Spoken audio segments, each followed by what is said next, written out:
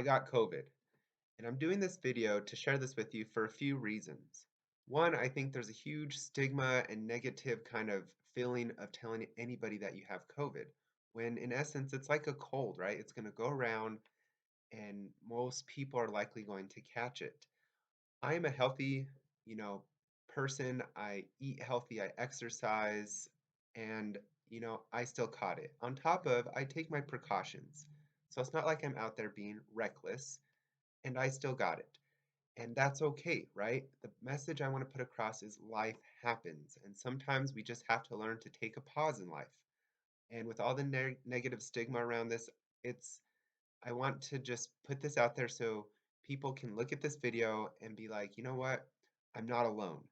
And that's exactly what I felt like during part of my sickness. And so I'm on day 8 of, you know, recovering from COVID. So I kind of want to go over some stuff just to kind of put out my experience with this so far.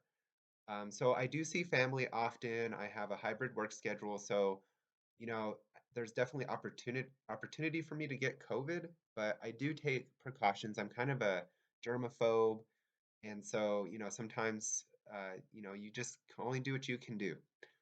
So I think I was exposed 2 to 3 days before I got my symptoms. Day one, I woke up, you know, not feeling great. When that it just hits you. So I woke up and I had a headache and a sore throat. From day one into day two, I started getting the body aches, the chills, had a mild fever, and I had some fatigue.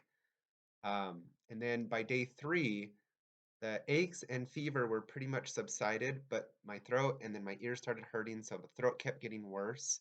And so I thought I better get to urgent care and just, maybe get some tests run for strep and COVID and all that good stuff. So I got tested for COVID, and they said it would take 24 hours to get the results in, and it's that awful, swab in the nose. So I took the test, and on day 4, when you're sick, you don't sleep well. I'm up and up throughout the night. So at 7 in the morning, I got a message on my phone, and it said I was positive.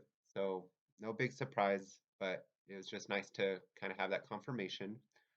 The throat and the ears got even worse on day 4. And then, and this whole time I pretty much have had stuffiness. You can probably hear it now. But on day 5, it was pretty much most the same, right? I was getting kind of restless and just a little bit frustrated at this point because I just wanted to start feeling better. But they say that within the first 5 days, everyone's pretty much, gonna have some symptoms and get sick, but after that, either you get better or it kind of starts going downhill. So I was a little nervous, but not too nervous because a lot of the other symptoms have gone away. So by day 6, finally, finally, I started feeling better. Not as much pain in my throat or my ears, had a little bit more energy back. It felt great. Then day 7, which was yesterday, I felt a lot more improvement. So being that I love to work out, I thought I'm gonna try to do a body pump workout. So it's not as fast paced, but it's more about weight. So I thought that would be pretty good. Um, and it went well. It actually went better than I expected. The rest of the day, I kind of had a little bit of more tiredness, which makes sense, but nothing that I felt that workout was, did something negative to me. I think it was actually a good thing. Then day 8, which is today. I am feeling good. I feel about 80% better. So I'm very happy. Mainly just some stuffiness, and then the throat is pretty much resolved. The ears don't hurt no more, but the throat is pretty much resolved. So I'm feeling good. So I never lost my taste or smell, which makes me believe that it's the Omicron because they say it's less likely. I've had no cough or issues with the chest, which has been great. And so far, no brain fog that I've noticed, which I know that's a symptom a lot of people get. So I think that overall, I'm pretty much on the track to getting better and getting healthy. And I wanted to share this with you guys because I've reached over 100 subscribers right now, and I know that's not much to celebrate for, but it is for me. It's exciting, and I appreciate all you guys out there. So I want to be transparent, and I want to share my journey both on the finance and fitness side. And I think something like this is going to hit both of those, right? because I'm doing an abtastic series. So I'm doing a series focusing on the core. So I'm probably going to skip 1 week of that if anybody's following those. And then on the finance side, just because I haven't been feeling 100%, this next week just might not be as consistent as usual with my videos that I come out with. And so I just wanted to explain why. I know I'm not, you guys are not holding me to that because I'm sick, that you better put videos out. But I like to be transparent and just put it out there. As well as if anybody else is going through what I'm going through, getting sick with COVID, I just wanted to share my experience so you have something to compare to and not feel alone. Because, like I said, there is this negative stigma with it, but really there's nothing we can really do because a lot of people out there are getting sick. I'm hearing of more and more family and friends getting sick every single day. It's crazy. Um, but I want to just say it's okay to take a pause in life. Sometimes we get so caught up in the grind of life and just wanting to be productive and busy and just get out there and conquer the world. Well, it's okay to take a pause because sometimes we feel like if we stop doing something, everything's going to fall apart, but really it's not. I'll get back to working out. I'll get back to doing all the stuff I love to do. But actually, this pause teaches you sometimes it's okay to take a break and relax. Just take a chill pill, as they say. I am definitely a hypochondriac, so I did, a lot of Googling of stuff during my sickness, and I can tell you that's the worst thing you can do. I have a cousin who's a nurse practitioner, and thank God for her. She helps calm me down. But, just try to just ease your mind. Just, watch some of your favorite Netflix shows, even though the stock's down 20%. Been so much, financial news too, so it's hard not feeling well enough to do a video because I know the markets, this last week was pretty entertaining and the market was in the red. Uh, my same advice goes, just, keep buying, regularly and consistently and you'll do fine, but make sure you look at those quality companies. Anyways, it's okay to take a break, take a pause.